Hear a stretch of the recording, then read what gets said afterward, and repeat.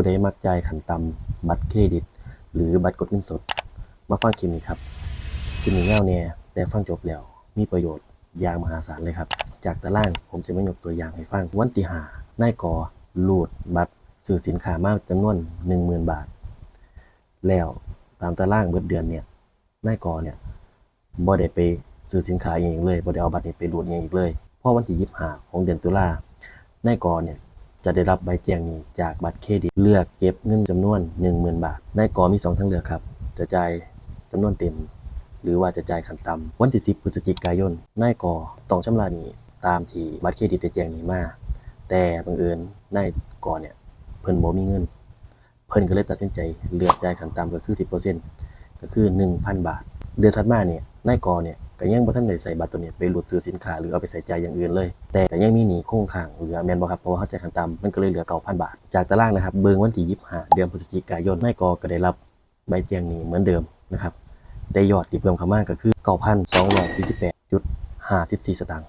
248 บาท 54 สตางค์มาแต่ไสเดี๋ยวมาเบิ่งกันครับ1คิดจากยอดค้างก็คือ 9,000 บาทแม่นบ่ครับเพราะว่าเฮาจ่ายขั้นต่ำไป2ดอกเบี้ยตัวนี้เขาจะเรียกว่าค่าใส่วงเงินคิดจากเงินต้นที่รูดซื้อของไปก็คือ 9,000 บาทส่วนมากบัตรกดเงินสดบัตรเครดิตเนี่ยขั้นต่ำเลยจะประมาณ 18% ถึง 24% หรือมากกว่านั้นนะครับอันนี้คือดอกเบี้ยมันนะระยะเวลาที่ใส่ไปก็คือ36มื้อนับจากวันที่5ตุลาถึงวันที่10พฤศจิกายนคิดเป็นดอกเบี้ย 177.53 สตางค์อันนี้คือดอกเบี้ยครั้งแรกนะครับคิดจากเงินต้น 10,000 มาเบิ่งดอกเบี้ยครั้งที่2ที่คิดจากเงินค้าง 9,000 บาทจ่ายขั้นต่ำไป 1,000 เหลือ 9,000 บาทดอกเบี้ย 18% คือเก่าครับระยะเวลาทั้งหมดก็คือ16มื้อนับจากวันที่10พฤศจิกายนถึงวันที่25พฤศจิกายนเป็นเงิน71 บาทจุด01 สตางค์แล้วให้เฮาเอาดอกเบี้ยครั้งที่1ครั้งที่2บวกกันเบิ่งครับมันก็เลยได้ยอด 9,248 บาทจุด54 สตางค์ตามที่ตารางแจ้งไปบานนี้วันที่10ธันวาคมนายกเนี่ยต้องจ่ายได้ครับแล้วนายกเนี่ยมาเห็นยอดที่โชว์ขึ้นว่าเฮาจ่ายขั้นต่ำไปแล้วยอดมันเพิ่มขึ้นมาจากเงินค้างอยู่นี่ก็กลายเป็นยอด 9,248 บาทจุด54 สตางค์เลยตัดสินใจหาเงินก่อนมาปิดหนี้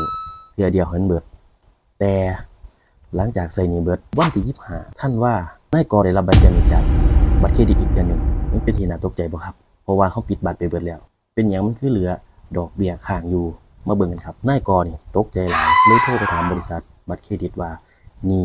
62 บาทจุด13 สตางค์เนี่ยมันมาจากไสก็เลยได้ความว่ายอดชำระ 9,248 บาทจุด54 สตางค์ที่ชำระไปเนี่ยคิดจากดอกเบี้ยที่คงค้างถึงวันที่25พฤศจิกายนเท่านั้นแต่นายกเนี่ยชำระเงินเข้ามาวันที่10เดือนธันวาคมแม่นบ่ครับตามตารางที่เพิ่นกัดฟันแล้วก็ใส่เงินกดจนเบิดดังนั้นเงินที่มันค้างอยู่ 9,000 น่ะมันเลยเอามาคิดอีก14มื้อนับตั้งแต่วันที่25พฤศจิกายนถึงวันที่10ธันวาคมเป็นจังไดครับขนาดเฮาโปะหนี้เบิดแล้วเด้มันก็ยังมีหนี้คงค้างอยู่อันนี้แค่บัตรเครดิตกับบัตรกดเงินสดแค่อันเดียวเด้นี่ถ้ามันหลายใบลองคิดเบิ่งนะครับว่ามันจะมีดอกเบี้ยมหาศาลส่ำใดนี่คือภัยอันตรายที่เฮาจ่ายขั้นต่ำดังนั้นถ้าบ่จำเป็นอย่าไปจ่ายขั้นต่ำเด้อครับดอกเบี้ยมันสูงแล้ว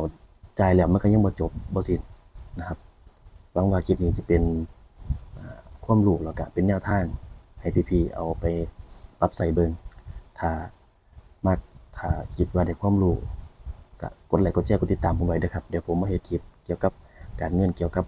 การแก้หนี้การวางแผนเกษียณให้ติดตามต่อไปครับ